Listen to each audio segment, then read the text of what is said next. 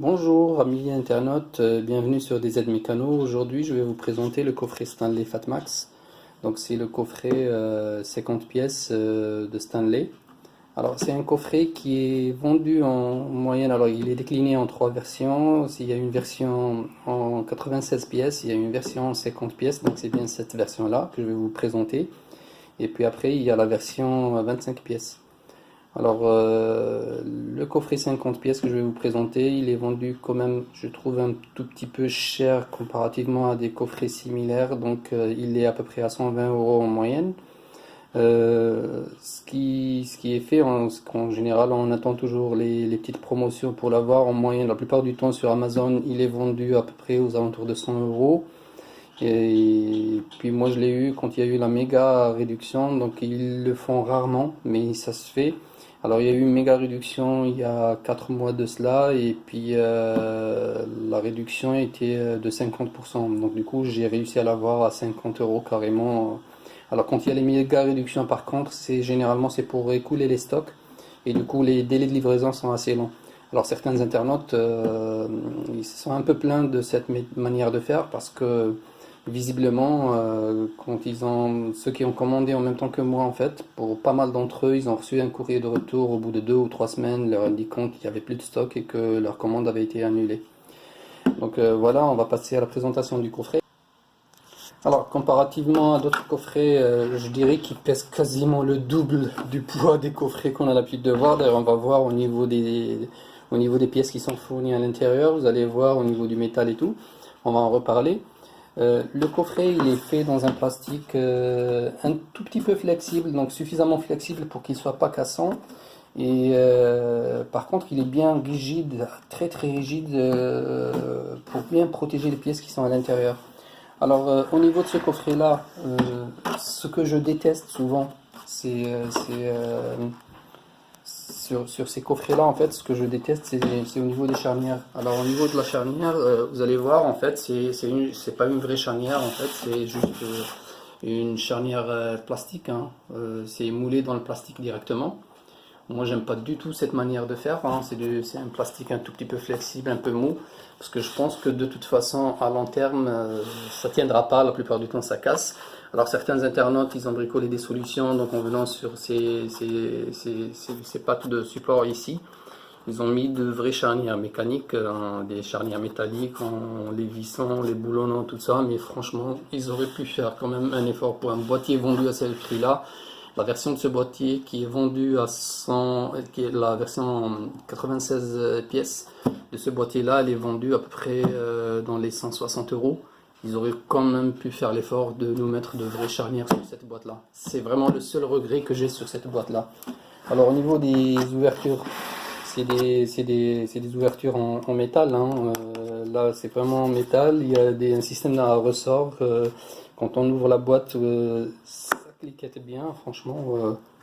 L'ouverture de la boîte, il n'y a rien à dire, c'est super bien fait, il n'y a pas de souci.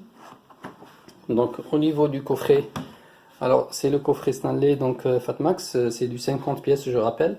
Alors en haut, on a toutes les clés plates avec le tournevis. Et puis dans la partie basse, on a le cliquet avec les embouts de cliquet, donc les clés à 6 pans. Et puis les deux parties en fait du coffret sont isolées par une sorte de mousseline, une sorte de mousse flexible, alors qui permet d'éviter que les clés ne viennent cogner en fait sur les embouts qui sont là. Donc c'est fait exprès et on va d'ailleurs le voir pourquoi d'ailleurs. Alors au niveau du boîtier, alors la première chose que j'aime bien sur ce boîtier-là, comparativement sur ce coffret-là en fait, comparativement à des coffrets similaires d'autres marques, c'est que au niveau de la fixation, les fixations sont assez rigides pour que rien ne bouge. Le deuxième avantage moi que j'aime bien sur ce coffret-là, comparativement au Stanley ou aux autres, comparativement au Magnusson, au Kraftmüller et aux autres boîtiers, en fait, c'est que généralement sur ce genre de boîtier-là, les éléments qui sont en haut, ils sont fixés, ils sont bien fixés en fait. Les éléments qui sont en bas, ils sont juste posés la plupart du temps. Et du coup, le problème, c'est que quand vous bougez votre boîtier ou que s'il tombe, je sais pas, sur le capot de la voiture, sur le sol ou ce que vous voulez, en fait, ce qui arrive, c'est que tous ces éléments-là vont se balader et faut les remettre en place et c'est juste ennuyeux. Sur le Stanley, en fait, même les douilles sont bien fixées et du coup, c'est un peu. Oh, certains internautes trouvent ça un peu laborieux. Moi, j'utilise généralement un tournevis pour les dégager, hein. Donc, pour dégager les douilles. Donc, on les dégage avec un peu de force et on les remet en les cliquant. Alors, pour les insérer, on voit bien qu'il y a deux ergots qui sont mis en place exprès, hein, pour que les douilles tiennent bien en place, hein. Ça bouge pas.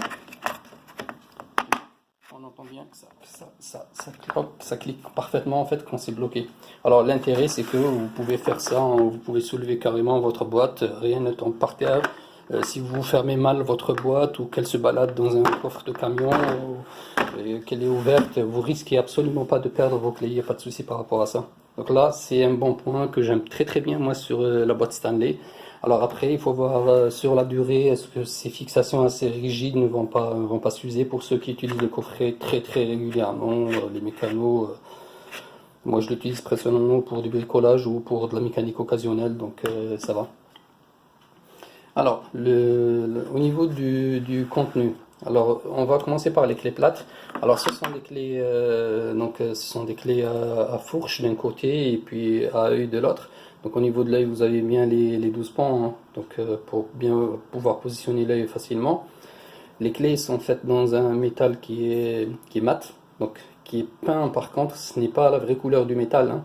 Le métal, il est un peu, il est gris, qui tend légèrement vers le marron. Je pense que c'est le traitement chrome vanadium qui fait ça, et du coup, il a une couleur un peu bizarre. Et toutes les clés sont repeintes en fait. C'est de la peinture noire. Et puis l'inscription qui est là, apparemment, ils appellent ça une inscription au laser. Franchement.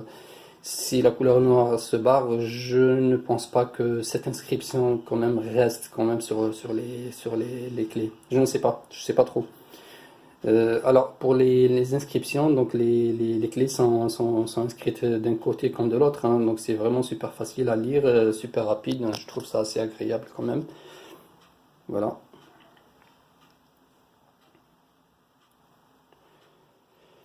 Alors, il n'y a rien à dire, hein, les clés sont très très bien faites, les arêtes sont assez douces. Je les ai utilisées, alors je les ai utilisées pour pas mal de petites mécaniques, hein, sur vélo, sur scooter, sur tout ça. En fait, franchement, ça marche très très bien. Les clés sont plutôt. Je trouve que les clés s'engagent très très bien sur les écrous, sur les boulons. Du coup, il y a peu de jeu entre la clé et l'écrou, ce qui fait qu'il n'y a pas de chance, ou très très peu de chance que vous puissiez arrondir des écrous, les déformer. On peut même rattraper des écrous légèrement arrondis avec ces clés-là, alors que des clés d'autres marques vont glisser dessus directement, il n'y a pas de souci. Les clés sont de très très bonne facture. La clé que j'ai utilisée le plus, je pense, ça a dû être, alors j'ai utilisé du 14, du 16, du 19 et de la 13. La 13, c'est celle que j'ai utilisée le plus. Alors, je vais vous montrer un peu ce qui se passe. Il faut que alors, je vais vous montrer un peu. Ça vous permettra de voir un peu ce qui se passe pour les.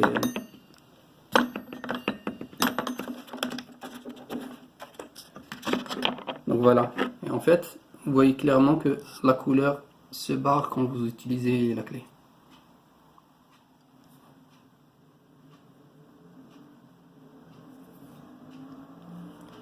Essayez de régler ça.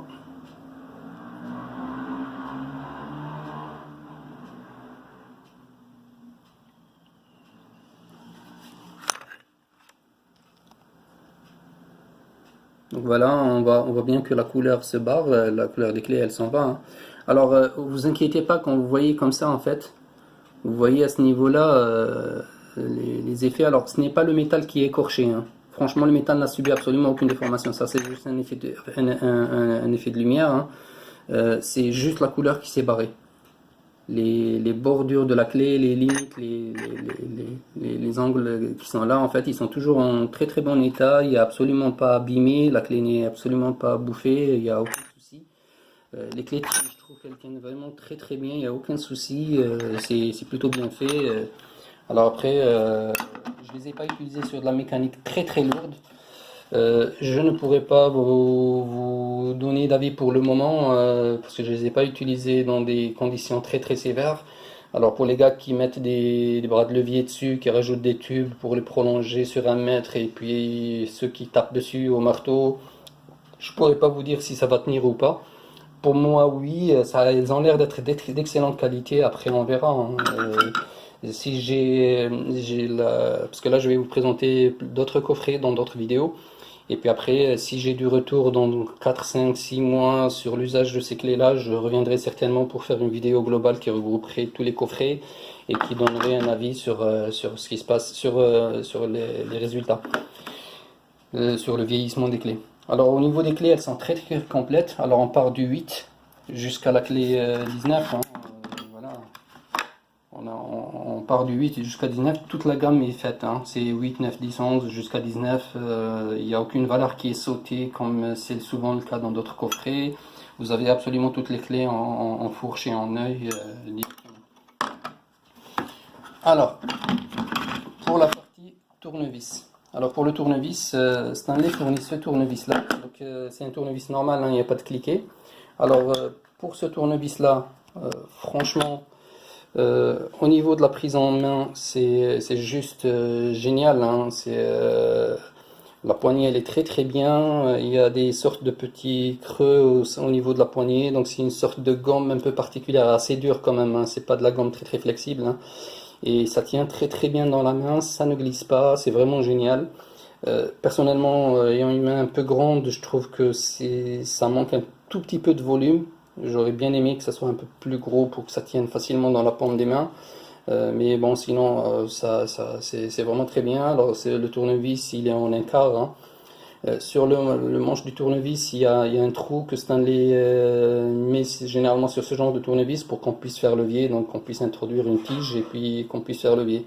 Alors ce qui est malheureux, c'est qu'au niveau du coffret, en fait, il n'y a absolument aucune tige pour pouvoir utiliser le tournevis avec, sous forme, enfin, avec le levier en forme de croix. Les tiges, vous n'en trouverez en fait que sur le coffret 96 pièces. Sur le coffret 50 et le coffret 25, il n'y a absolument aucune tige, donc il va falloir s'aider d'un tournevis ou d'une tige qui viendrait d'un autre coffret. Alors au niveau pour pouvoir installer les embouts, en fait, il faut utiliser l'adaptateur, donc c'est du 1/4, hein, il n'y a pas de souci. Pour les embouts, alors Stanley nous offre du plat et du Philips uniquement sur ce coffret-là, hein.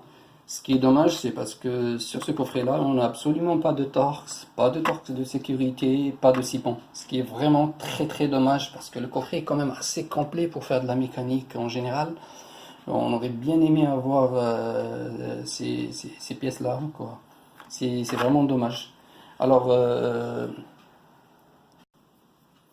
alors au niveau des embouts, je reviens sur cela. Donc au niveau de la fixation, franchement, il n'y a rien à dire.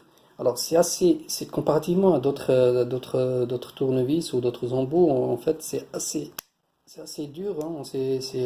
Pour l'insertion, hein, et ça tient super bien. Il n'y a absolument aucune chance que vous puissiez perdre la tête du tournevis en fait à l'intérieur d'un capot ou à l'intérieur enfin dans un endroit assez petit. Au niveau des embouts, c'est des embouts standards, hein. Vous pouvez utiliser d'autres embouts. Quand ils se logent à l'intérieur, eux aussi, ils sont tenus très très très bien. Alors il faut voir si le système de fixation, si les ressorts vont tenir le coup sur la durée, hein. Je ne sais pas. Mais franchement, ça tient très très bien. Vous pouvez même tenir tout votre tournevis à partir à partir de la tête de vissage, mais il n'y a absolument aucune chance que ça tombe, hein. C'est vraiment super serré.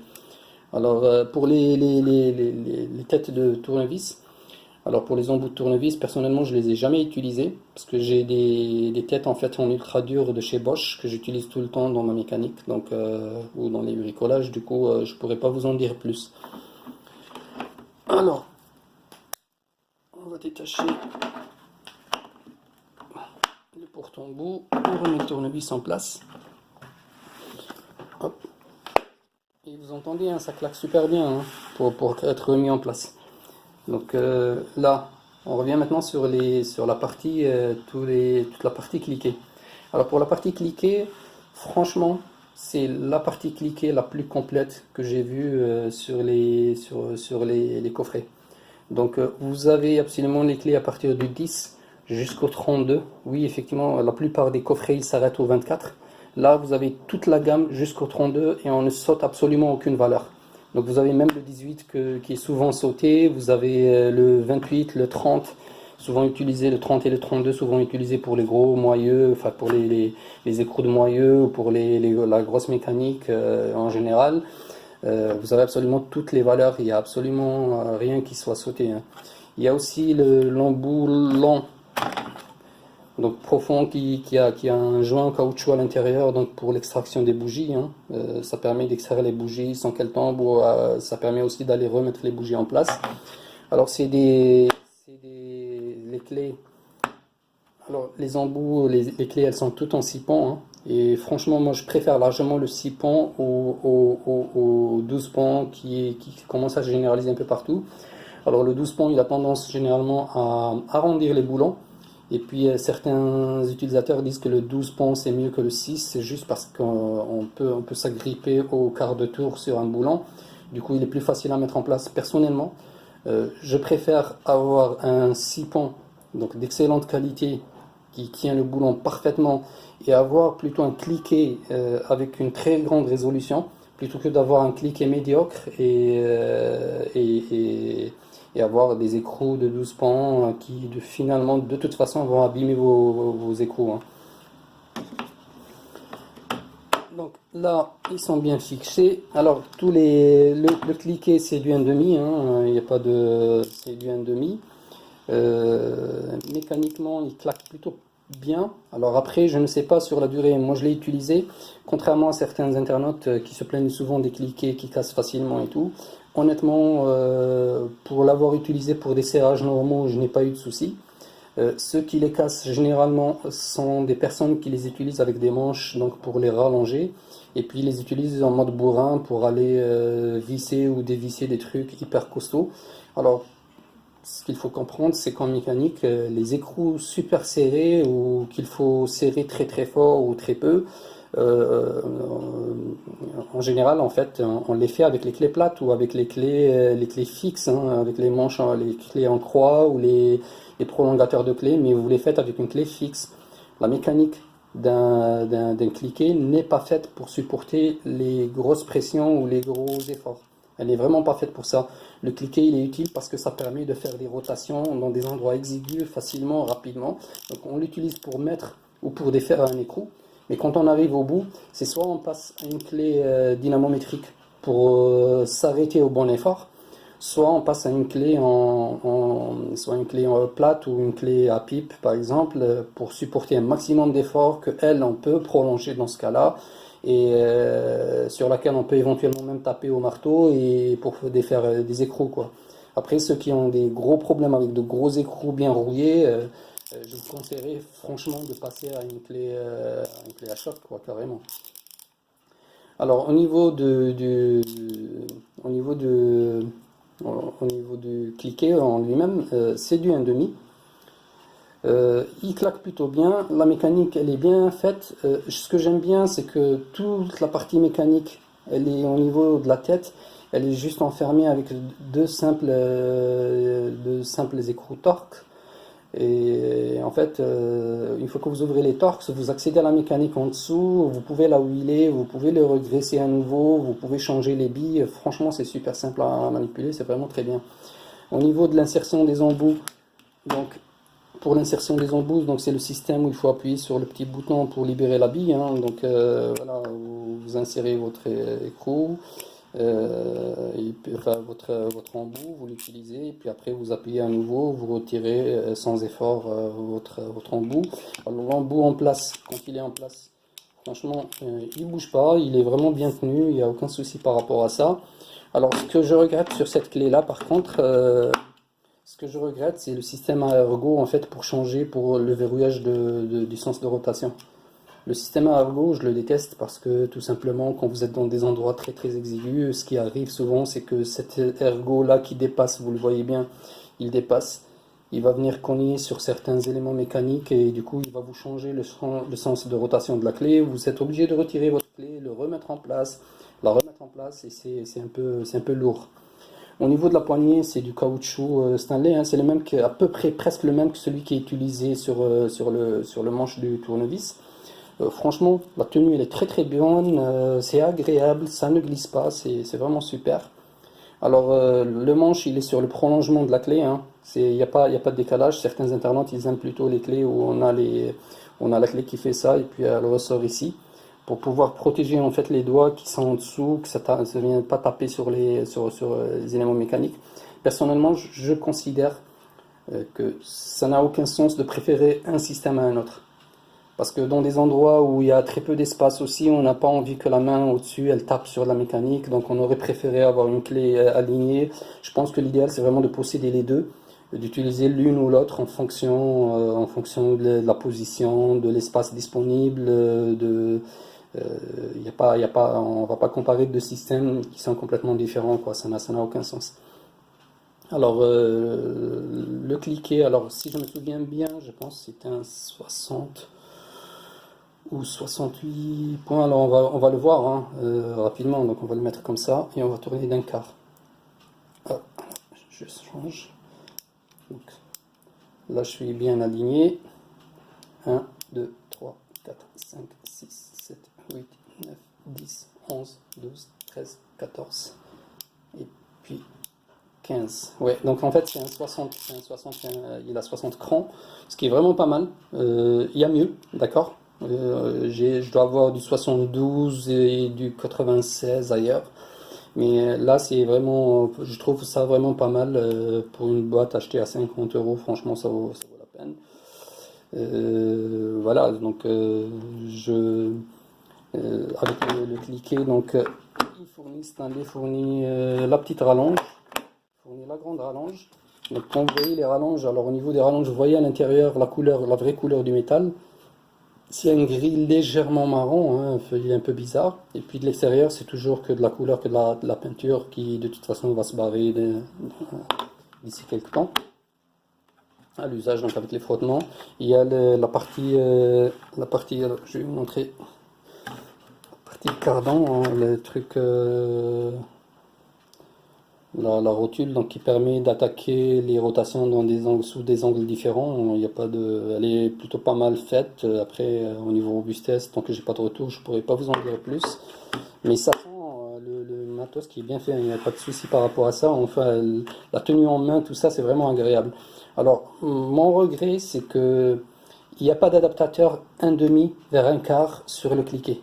Alors, ça me pose un problème spécialement sur ce coffret-là. Pourquoi? Parce que ça veut dire que comme on n'a pas d'adaptateur d'un réducteur 1,5 vers 1/4, on ne peut absolument pas utiliser les embouts de tournevis sur le cliquet. Ça, je trouve ça super dommage quand même.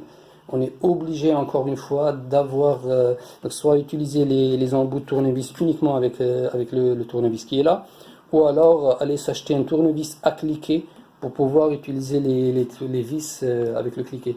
Et c'est vraiment dommage parce que c'est souvent le cas, on a besoin du cliquet sur le tournevis. Alors limite sur certains boîtiers, certains coffrets, au niveau du tournevis ici, ils mettent un trou en un quart, donc du coup on peut mettre le cliquet sur le tournevis et utiliser le tournevis pour tourner. Là malheureusement chez Stanley, ce n'est pas le cas. C'est dommage. Donc voilà, c'était la présentation du coffret Stanley, donc 50 pièces, le Stanley Fatmax, oui, donc en 50 pièces. J'espère que ça vous a donné une idée sur le contenu, sur l'aspect global du coffret, et puis je reviendrai certainement avec d'autres vidéos sur les résultats d'ici 5-6 mois, une fois que je les aurai utilisés dans des conditions un peu rudes, pour vous donner mon avis sur la robustesse réelle de ce matériel. Donc voilà, je vous remercie et puis à une prochaine vidéo. Au revoir.